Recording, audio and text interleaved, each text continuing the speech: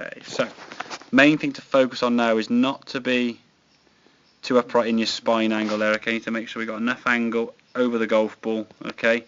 Get your spine angle and your shaft angle closer. This angle needs to be more towards 90. You're better there than you were on this one, okay? This one's a little bit too sort of back on your heels, a bit too upright.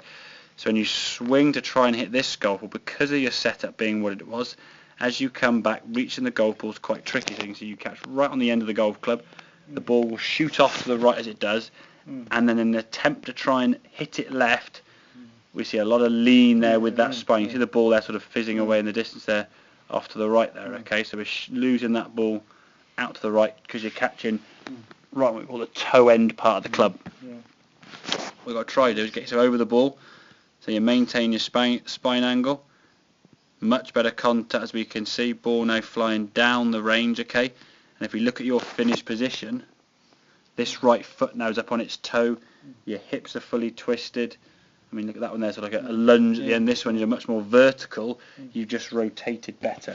The key thing is don't try to sort of manipulate or change your arms by sort of throwing them out here or pulling them round. The arms will just literally follow the twist of the body. We don't try and drag it in here or push it out there somewhere. Your arms are just following what your body does. If your body rotates on the way back, which it does nicely, so your arms just follow in front of your chest, so nicely in front of the chest here, as we can see, over the right shoulder. Very good position. Now from here we just rotate the body back to the golf ball and twisting through. So it's making sure that body twists through. And as you said, I think one or two of the shots earlier, your left shoulder was a bit of a twinge. That's just the fact your shoulders have stayed facing the ground. Your head has stayed down too long, as two guys on Friday keep telling you, and you just pulled your arm through. So it's going to cause pain. Like I say, I can say it now, and I'll say it every other lesson we do. Keeping your head down is categorically the worst thing you can do. As I said, when those guys then were telling you keep your head down, they were doing so without even seeing you at a golf ball. So how did they know that was your fault? As I said, you could be someone who could dip your head 4 foot for all they know. So keeping your head down even more, is that going to help your golf swing? Not at all. So you've got to look at what the golfer does, number one.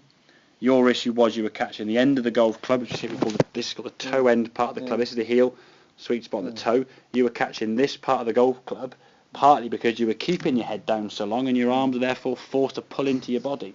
Okay, it's impossible to twist your body through or keeping your head down at the speed of the golf club that we're swinging at. Okay, so you've got to keep twisting through.